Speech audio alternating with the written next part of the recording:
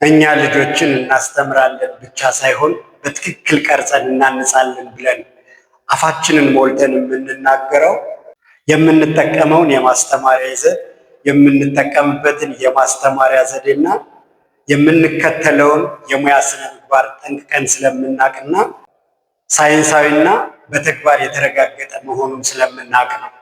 ይህን ባጭሩ ላብራራላችሁ። እኛ እስከዛሬ እንግሊዝኛን መደበኛ ትምህርት ቤትም ሆነ በሌሎች ተቋማት ስንማር በእንግሊዝኛ ትምህርት ውስጥ ተካተው የማናገኛቸው ግን ለእንግሊዝኛ ትምህርት ዋና መሰረት የሆኑት ድምፆቹና የእንግሊዝኛ ፊደላትን አጣምሮ የማስተማርና የእንግሊዝኛ ትምህርትን ከፕሮናንሲዬሽን ጀምሮ የመገንባት ይዘትን አካተን በተለየና ሳይንሳዊ በሆነ አቀራረብ ስለመጣን ነው። ሁለተኛው ነገር ደግሞ አቀራረባችን ነው።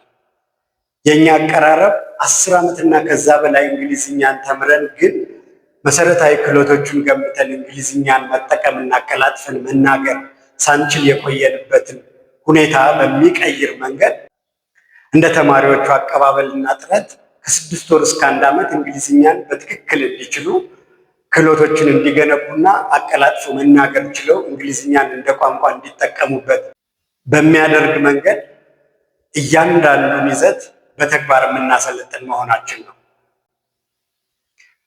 ሶስተኛውና ዋናው ደግሞ የምንከተለው የሙያ ስነ ምግባር ነው።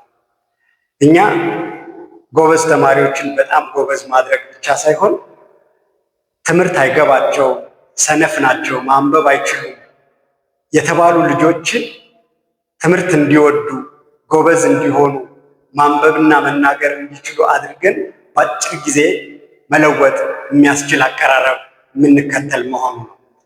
ይህን የምንለው ደግሞ ላለፉት 15 ዓመታት በጣም ብዙ እነዚህ አይችሉም ተብለው ወላጆቻቸውና መምህሮቻቸው ተስፋ ሊቆርጡባቸው የደረሱ ልጆችን ቀይረን ስላሳየን ነው።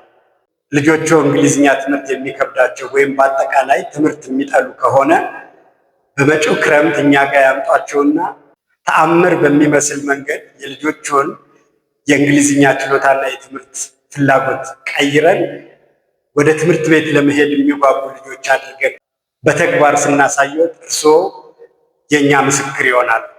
አድራሻችን ቃሊቲ ማሰልጠኛ ዴልታ ኮምፕሌክስ ጋር። ለበለጠ መረጃ ደግሞ በዚህ ስልክ ቁጥር ደውሉ።